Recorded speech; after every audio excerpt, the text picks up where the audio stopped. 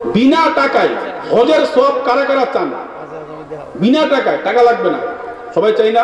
এখন হজ করতে গেলে 7 লাখ 8 লাখ টাকা লাগে, আবার 40 দিন কষ্ট করার লাগে। এই বিনা টাকায় হজের সওয়াব লাগবে কি না?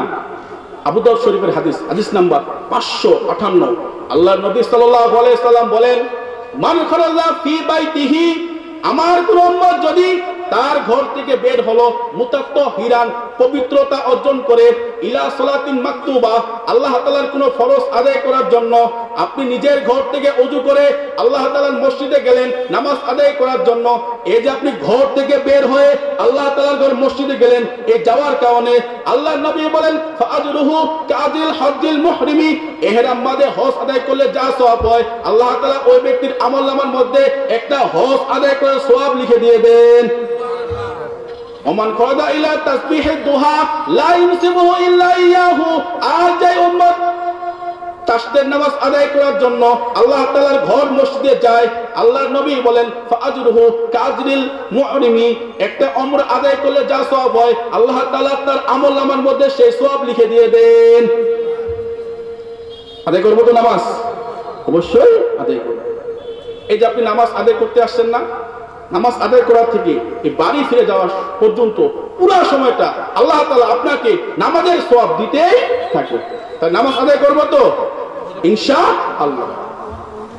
আজকে দ্বিতীয় নম্বর আলোচনার বিষয় হলো, এক মুসলমান আরেক মুসলমানের জন্য 6টা হক আছে। কয়টা? সহিহ মুসলিমের বর্ণনা, হাদিস নাম্বার 2112। আল্লাহর নবী সাল্লাল্লাহু আলাইহি সাল্লাম বলেন, খামসুন তাজিবুল মুসলিমি আলা আকিহি, এক মুসলমান আরেক মুসলমানের জন্য 5টি হক আছে। 1 রদ্দুস সালাম, সালামের জবাব দেওয়া। 2 ওয়া তাশমিতুল আতিস, হাসির উত্তর দেওয়া।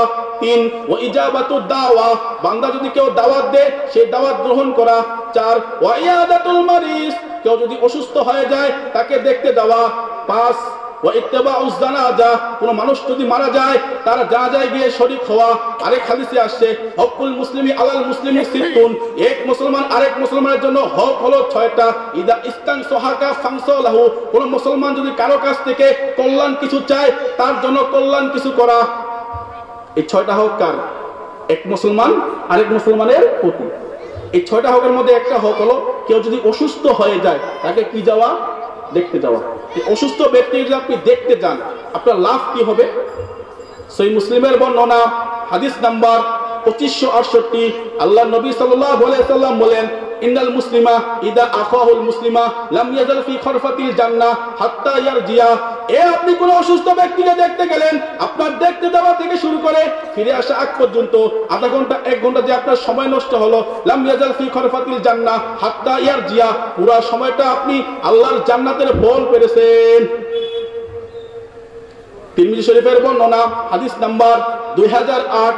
আল্লাহর নবী সাল্লাল্লাহু আলাইহি সাল্লাম বলেন, মান আদা মারিজন আও যারা আখুল্লাহু ফিল্লাহ, আমার কোন উম্মত যদি কোন অসুস্থ ব্যক্তিকে দেখতে যায় আল্লাহ তাআলাকে রাজি করার জন্য, নাদাহু মুনাদিন, এই যে আপনি অসুস্থ ব্যক্তিকে দেখতে যাচ্ছেন তখন আল্লাহর একটা ফেরেশতা আপনাকে ডাকে আর বলে, আনতিপ্তা, তুমি কল্যাণময় হয়েছো, অতবা তোমার এই চলাটা কল্যাণময় হয়েছে, মিনাল জান্নাতি মানজিলা, তুমি যে অসুস্থ ব্যক্তিকে দেখতে যাচ্ছ এটার কারণে মিনাল জান্নাতি মানজিলা, আল্লাহ তাআলা তোমার জন্য জান্নাতে একটা বাসস্থান নির্মাণ করে দিয়ে দিয়েছেন। এই হাদিসটা এরপরে হাদিসটা বলে আরো বুঝে আসবে। দেখেন তিরমিজি শরীফের বর্ণনা, হাদিস নাম্বার 959। আল্লাহর নবী সাল্লাল্লাহু আলাইহি সাল্লাম বলেন, মা মিন মুসলিমিন ইয়াউদু মুসলিমান গুদওয়াতান, আমার কোন উম্মত যদি কোন অসুস্থ ব্যক্তিকে সকালবেলা দেখতে যায়, ইল্লা সাল্লাল্লাহু আলাইহি সাবউনা আলফা মালাকিন হাত্তা ইউমসিহা, সকাল থেকে শুরু করে সন্ধ্যা পর্যন্ত 70,000 ফেরেশতা ওই ব্যক্তির জন্য দোয়া করতেই থাকে। কয় হাজার? ওয়াইন আদাহু আশিয়াতান, আর আমার কোন উম্মত যদি সন্ধ্যাবেলা কোন অসুস্থ ব্যক্তিকে দেখতে যায়, ইল্লা সাল্লাল্লাহু আলাইহি সাবউনা আলফা মালাকিন হাত্তা ইসবিহা, সন্ধ্যা থেকে শুরু করে সকাল পর্যন্ত 70,000 ফেরেশতা ওই ব্যক্তির জন্য দোয়া করতেই থাকে। আল্লাহর নবী বলেন, এখনো শেষ হয় নাই, ও উম্মত শোনো, ওয়াকারা লাহু খরিফুন ফিল জান্নাহ, আল্লাহ তাআলা ওই ব্যক্তির জন্য জান্নাতে একটা বিশাল বড় বাগান নির্মাণ করে দিয়ে দেন।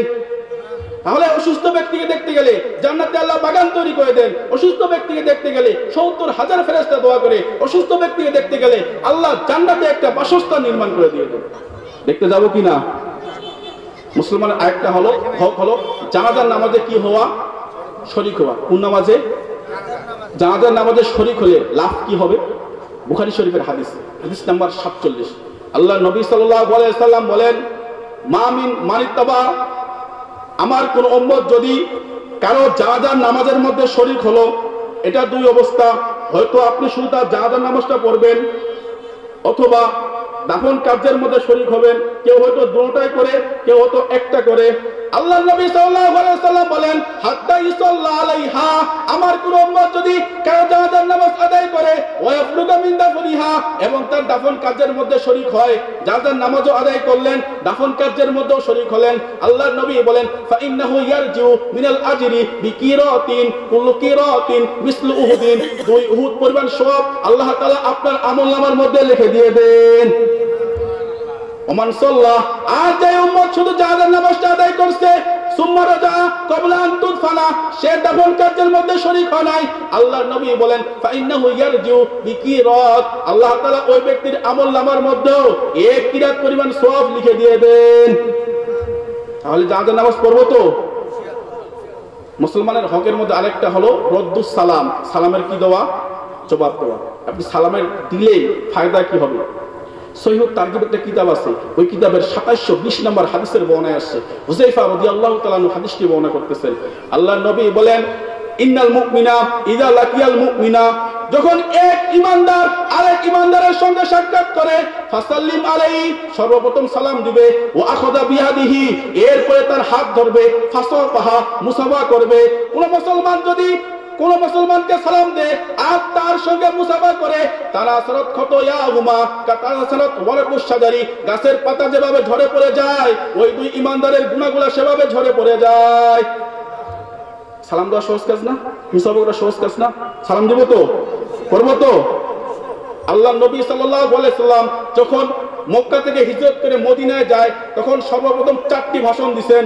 কয়টি? তিরমিজি শরীফের বর্ণনা, হাদিস নাম্বার 2485।